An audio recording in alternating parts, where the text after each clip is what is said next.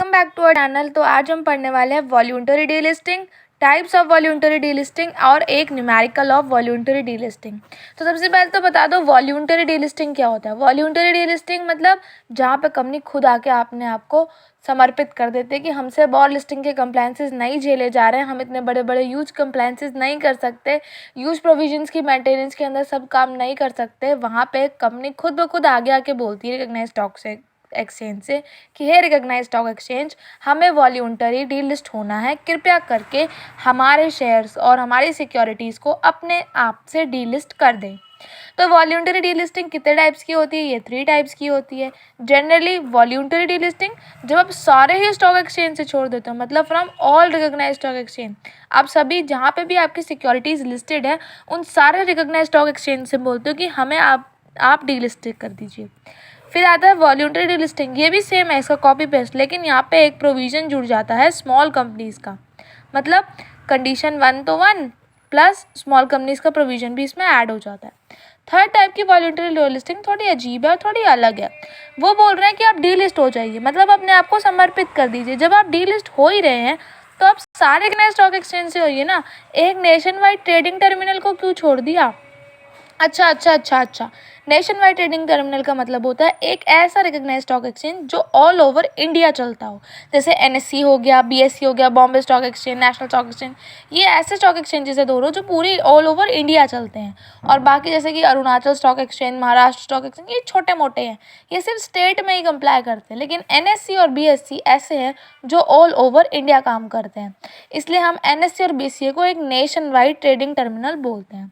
तो voluntary delisting पहली वो है जो आप सारे रिकॉग्नाइज्ड स्टॉक एक्सचेंज से खुद को निकलवा लेते हैं। दूसरी वो है जहाँ पे आप सबसे निकलवा लेते हैं लेकिन एक नेशन वाइज ट्रेडिंग टर्मिनल को छोड़ देते हैं। और थर्ड बिल्कुल सेम है एज वन, लेकिन यहाँ पे एक स्मॉल कंपनी का प्रोविजन भी ऐड हो जाता है।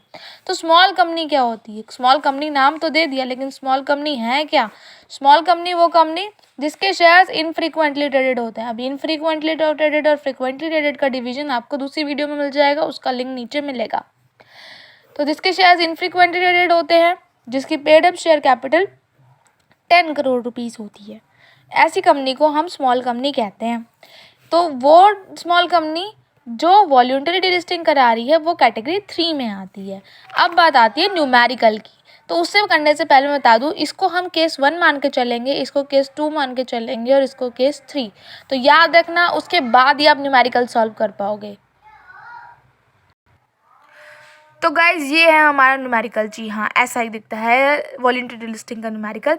यहाँ पे मैंने कुछ कंपनीज ली हैं, वो कहाँ लिस्टेड है वो लिया है, और वो कहाँ से डी लिस्ट हो रही है वो भी लिया है।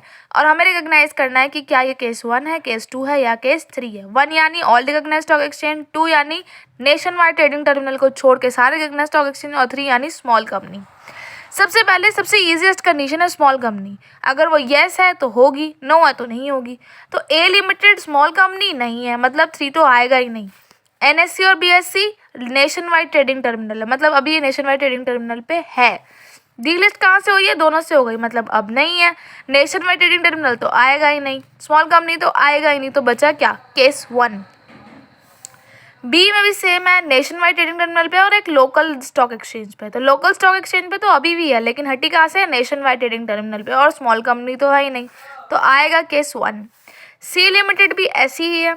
डी लिमिटेड एक स्मॉल कंपनी है, वो नेशन वाइड ट्रेडिंग टर्मिनल पे है, इसलिए ये एनटीटी वाला केस 2 में आएगा। हमें अगर नेशन वाइड ट्रेडिंग टर्मिनल का केस दिया है और स्मॉल कंपनी का दिया है तो पहली प्रायोरिटी हम नेशन वाइड ट्रेडिंग टर्मिनल को देते हैं।